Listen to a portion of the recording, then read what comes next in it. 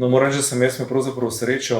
Jaz sem na nek način videl mentorja tudi v svojem očetu, ki ga tudi poznam poslovnež in je to z veseljem prenašal tudi name. Potem pa drugega, tudi najdlje mentorja sem imel seveda v mojem predhodniku, gospodu Jožetu Mermalu, na kar sem ponosen. In mislim, da so odlično sodelovali v različnih vlogah in tudi danes seveda. Kar se pa tiče zdaj moje vloge, mislim, da lahko z veseljem potrdim, da tudi sam prenašam svoje znanje, vedenja mlajšim ali kolegom, seveda kolikor mi čas tudi dopušča, tako da imam bodisi bolj neposredno mentorsko vlogo, bodisi posredno, kar mislim, da je tudi prav.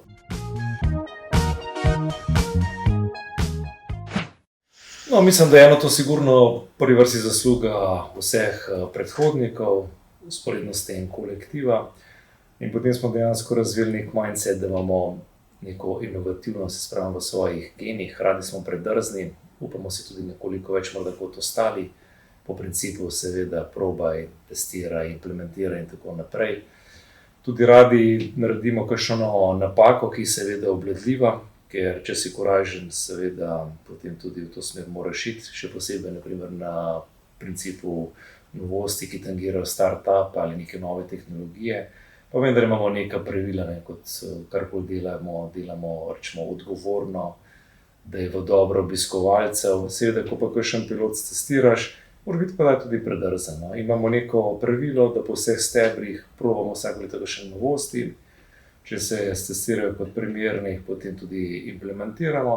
Če se izkaže, da niso primerne, to je to, kar rečemo lahko, da je na primer napaka, da probaš, ampak kakšna je napaka, če potem zavržeš, dejansko ni, potem pa ne implementiramo. In to mislim, da bomo zvesti tudi v bodoče.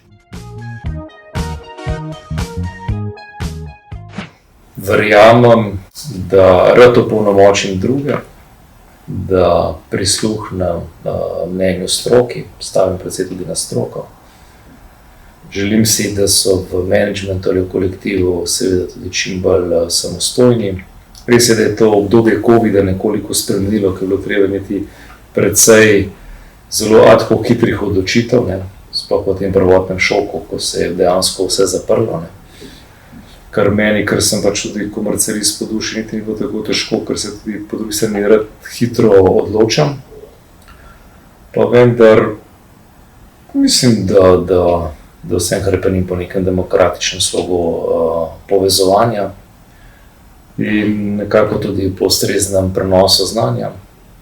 To, kar pa sigurno drži, da pa rad vodim z zgledom, neko kredibilnostjo oziroma integriteto. Tega pa mislim, da se vedno držim.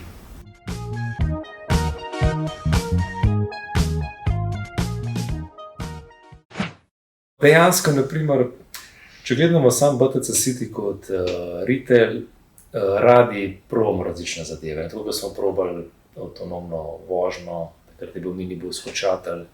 Pred kratkim smo imeli naprimer robota, ki ti omogoča varno pot za pešce preko ceste. Probali smo med prvimi tako imenovani face recognition, ki je bil, sedaj razvijamo digital twin. Različne zadeve probavamo. Imeli smo že tudi določene mini teste dronov, če se spomnite, to je bilo še pred covidom. Tudi zelo radi kakšne nove zadeve probavamo, ker so naprimer potem tudi zanimive. Pa vendar po stebrih, kot je naprimer logistika, gremo vedno bolj v smer neke zgodbe novih tehnologij, tudi vedno večje avtomatizacije, digitalizacije. Taka zadeva mogoče ni tako opazna na prvi pogled, kot to, kar je z obiskovalci na območju BTC Cityja. Pa vendar verjamem in upam, kako smo bili naprimer korajžni, če se spomnite, ko smo implementirali plačevanje s kriptovalutami, smo bili dejansko prvi na svetu kot tako imenovano mesto, da bomo s kakšno tako novostjo zopet predrzni. Ampak seveda, tako ko gledaš tudi z vidika nekega trajnostnega razvoja ali pa neke odgovornosti, ki imaš do okolice, vedno damo na prvo mesto posameznika, in tudi če so neke nove tehnologije, ki jih testiramo, da je predvsem odgovorna raba tega.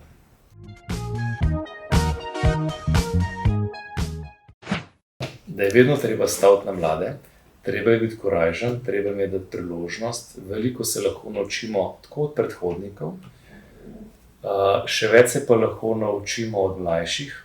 Ker danes gre svet tako naprej, da sploh rečemo nove tehnologije, socialna omrežja, da se splača prisluhniti mladim vedno bolj, hkrati jim pa tudi dati priložnost, da lahko kakšno zadevo razvijajo. In tukaj pa mislim, da bomo prišli v situacijo, ko bo treba dopustiti še večji segment možnih napak, ki se pojavljajo, samo da se poskrbi, da se jih pač obvladuje.